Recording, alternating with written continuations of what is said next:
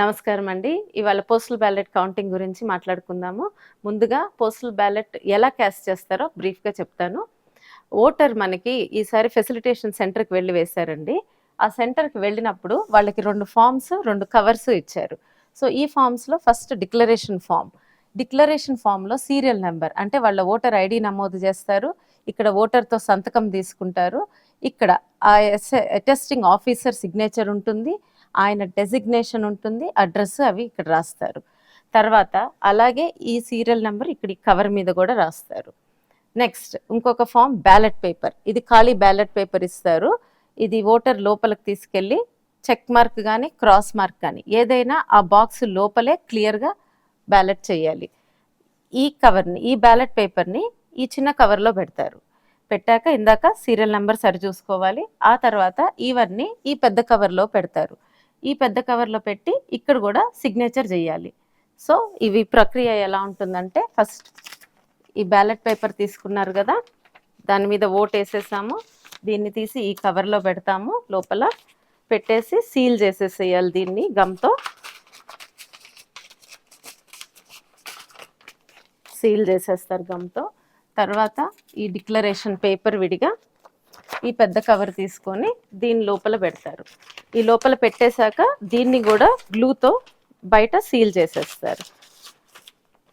ఇదిగోండి, ఇక్కడ గమ్తో సీల్ చేసేయాలి. చేసేసి ఇక్కడ సిగ్నేచర్ వేస్తారు. ఇది మీ పోస్టల్ బ్యాలెట్. ఈ విధంగా మీకు అందుతుంది. పోస్టల్ బ్యాలెట్ కౌంటింగ్ రోజు ఏజెంట్స్ మీరు 6 గంటల కల్లా కౌంటింగ్ హాల్కి చేరుకోవాలండి. మీతో పాటు ఫామ్ 18, అలాగే మీకు వచ్చిన ఐడి బ్యాడ్జ్, దాని మీద టేబుల్ నెంబర్ ఉంటుంది, ఎక్కడ వెళ్ళి కూర్చోవాలో చెప్పి నిర్ధారించబడిన ప్లేస్లో.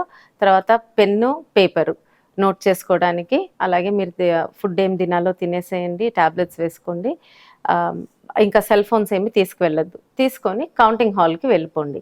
మీరు ఎలక్షన్ ఏజెంట్ కానీ క్యాండిడేట్ కానీ ఉన్నప్పుడే ఆ స్ట్రాంగ్ రూమ్స్ తెరుస్తారనమాట. మీ ఎదురుగా తెరిచి అప్పుడు పోస్టల్ బ్యాలెట్ ట్రంక్స్ అన్ని తీసుకొస్తారు. సో ఆ ప్రక్రియ అయ్యాక ఇప్పుడు మీరు ఎమ్మెల్యే అనుకోండి, అసెంబ్లీ కాన్స్టిట్యున్సీ అయితే ఈవీఎంలు కౌంటింగ్ చేసే రూమ్లోనే పక్కన 4 టేబుల్స్ వేసి పోస్టల్ బ్యాలెట్స్ అక్కడే కౌంట్ చేస్తారు. మిమ్మల్ని ఒక అసిస్టెంట్ సూపర్వైజర్ చూస్తారు. అదే ఎంపీకి అనుకోండి, పక్కన ఒక హాల్ ఉంటుంది. ఆ హాల్లో అచ్చంగా పోస్టల్ బ్యాలెట్స్ కౌంట్ చేస్తారు. అక్కడ కూడా మీకు ఎన్ని బ్యాలెట్స్ పడినాయో పోస్టల్ బ్యాలెట్స్ దాన్ని బట్టి అప్పుడు 14 టేబుల్స్ వరకు వేసి కౌంటింగ్ జరుగుతుంది. సో ఇప్పుడు మనం ఎంపీది సెటప్ ఎలా ఉంటుందో ఒకసారి చూద్దాము. సో ఈ లోపలికి వెళ్ళాక ఇదే రూము, 14 టేబుల్స్ ఉంటాయి, ఒక రెడ్ ఫెన్స్ ఉంటుంది. ఈ ఫెన్స్ బయటే మీరు కౌంటింగ్ ఏజెంట్స్ ఇక్కడ కూర్చొని ఉంటారు. లోపల ఈ టేబుల్స్లో ముఖ్యంగా పోస్టల్ బ్యాలెట్స్ని రిటర్నింగ్ ఆఫీసర్ సూపర్వైజ్ చేస్తారు. ఆయన చూసుకుంటారు.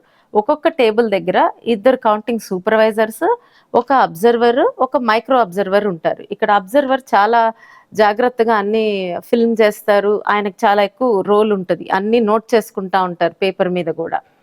సో ఇది సెటప్ ఉంటుంది.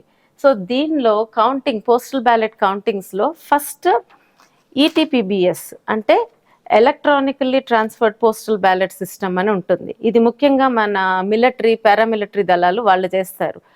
వాళ్ళ కౌంటింగ్ ఫస్ట్ స్టార్ట్ అవుతుంది. ఇక్కడ క్యూఆర్ కోడ్ ఉంది కదా, దీన్ని స్కాన్ చేసి వాళ్ళ కౌంటింగ్ చేస్తారు.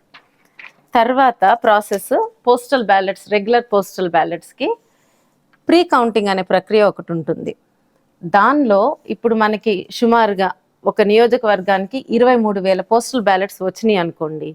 ఆ వచ్చినప్పుడు 14 టేబుల్స్ ఉన్నాయి కాబట్టి 14 పెట్టి డివైడ్ చేస్తే సుమారుగా టేబుల్కి 1642 పోస్టల్ బ్యాలెట్స్ ఇస్తారు ఒక్కొక్క టేబుల్కి ఇక్కడ. సో అవి ఇచ్చినప్పుడు దానిలో ఒక ప్రక్రియ, వెరిఫికేషన్ ప్రక్రియ అని ఉంటుంది.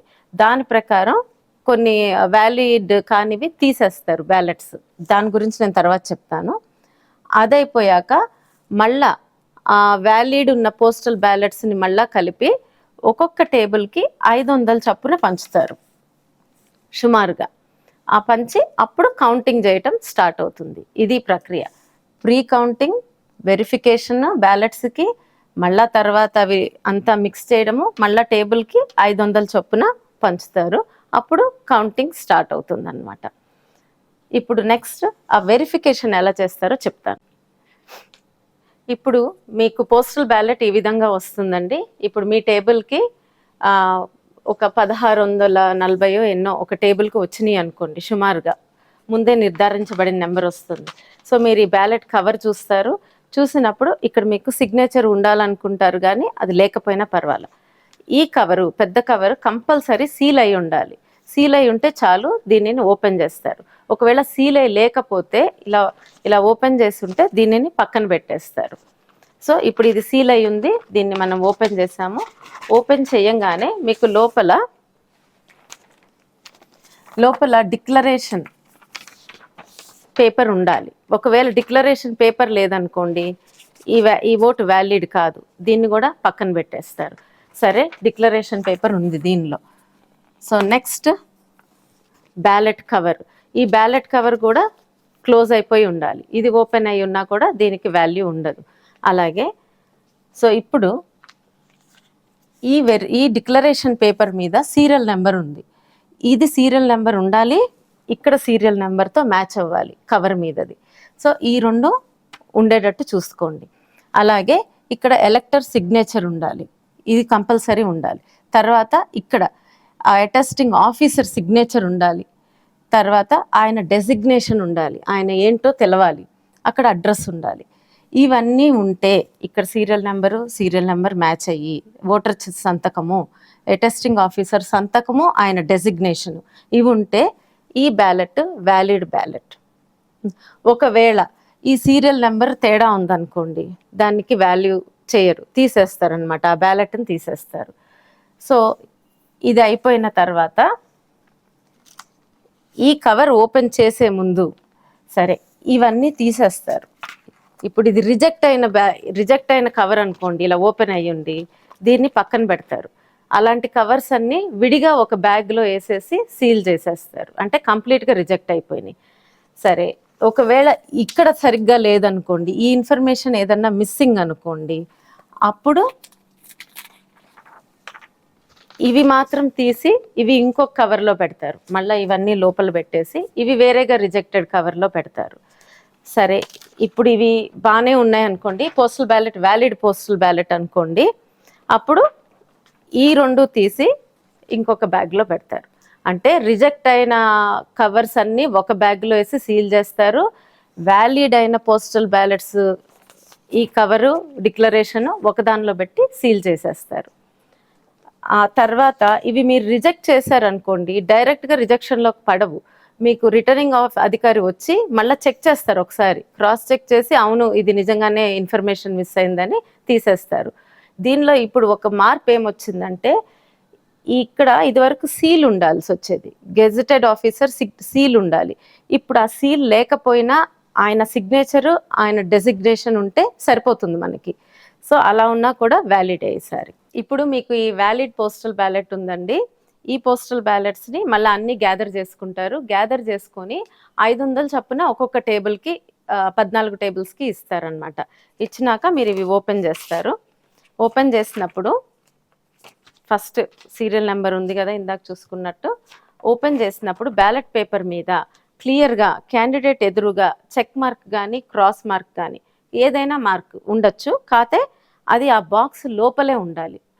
సో అలా ఉంటే ఆ పోస్టల్ బ్యాలెట్ వ్యాలిడ్ అన్నట్టు. ఎలాంటి పోస్టల్ బ్యాలెట్స్ వ్యాలిడ్ కాదో చెప్తాను. ఇప్పుడు రెండు క్యాండిడేట్స్ మధ్య పడినా, లేదా ఈ చెక్ మార్క్ ఇంకెక్కడన్నా బ్యాలెట్ పేపర్లో ఉన్నా వ్యాలిడ్ కాదు. అలాగే ఇక్కడ సిగ్నేచర్, ఓటర్ సంతకాలు పెట్టినా అది వ్యాలిడ్ కాదు. సో ఖచ్చితంగా ఆ బాక్స్ లోపలే, మనం ఏ క్యాండిడేట్ని చూసుకుంటున్నామో ఆ బాక్స్ లోపలే ఏదైనా మార్క్ ఉండాలన్నమాట. అప్పుడు ఆ పోస్టల్ బ్యాలెట్ వ్యాలిడ్ బ్యాలెట్ కింద వస్తుంది. ఈ విధంగా కౌంటింగ్ ప్రక్రియ అంటే ఆ బుట్టలు పెడతారు, ఎంతమంది క్యాండిడేట్స్ ఉంటాయో అంతమంది బుట్టలు పెట్టి ఎవరికి వచ్చిన ఓటుని ఆ బుట్టలో వేస్తారు. చివరికి ఆ నెంబర్స్ అన్ని కౌంట్ చేస్తారు. మధ్యలో గ్యాప్ ఉండదండి, పోస్టల్ బ్యాలెట్ అయిపోయే వరకు కౌంటింగ్ కంటిన్యూ అవుతుంది. సో అయిపోయాక తర్వాత ఆ నెంబర్స్ని రిటర్నింగ్ అధికారి, అబ్జర్వర్ వెరిఫై చేసుకొని ఫామ్ 20లో కూడా ఇవే నమోదు చేస్తారు. నమోదు చేసి లాస్ట్లో డిక్లేర్ చేస్తారు. మీకు ఒక చిన్న విషయం ఏంటంటే, ఇప్పుడు ఈ కవర్స్ ఉన్నాయి కదా, ఎమ్మెల్యేకి అయితే పింక్ కలర్లో ఉంటాయి కవర్స్, అదే ఎంపీకి అయితే వైట్ కవర్స్ 2 ఉంటాయి. సో ఈ విధంగా పోస్టల్ బ్యాలెట్ కౌంటింగ్ ప్రక్రియ కంప్లీట్ అవుతుంది. ఈ ప్రక్రియలో మీకు ఏదైనా డౌట్స్ ఉంటే మీ సీనియర్ అధికారులని అడిగి తెలుసుకోండి. ఒకవేళ ఏమన్నా మార్పులు ఉన్నాయో లేదా ముందు తెలుసుకోండి. మీరు అసలు రూమ్లోకి వెళ్ళంగానే ఫస్ట్ రిటర్నింగ్ అధికారి మీకు చెప్తారు ఏ పోస్టల్ బ్యాలెట్స్ని వ్యాలిడ్ చేయొచ్చు ఏ కాదు అనేది. అవి కాకుండా ముందే మీకు డౌట్స్ ఉంటే ఎలక్షన్ కమిషన్ ఆఫ్ ఇండియా ఇచ్చిన ఉత్తర్వుల్ని ఒకసారి చూసుకోండి. మీ సీనియర్స్ని అడిగి తెలుసుకోండి. ధన్యవాదాలు.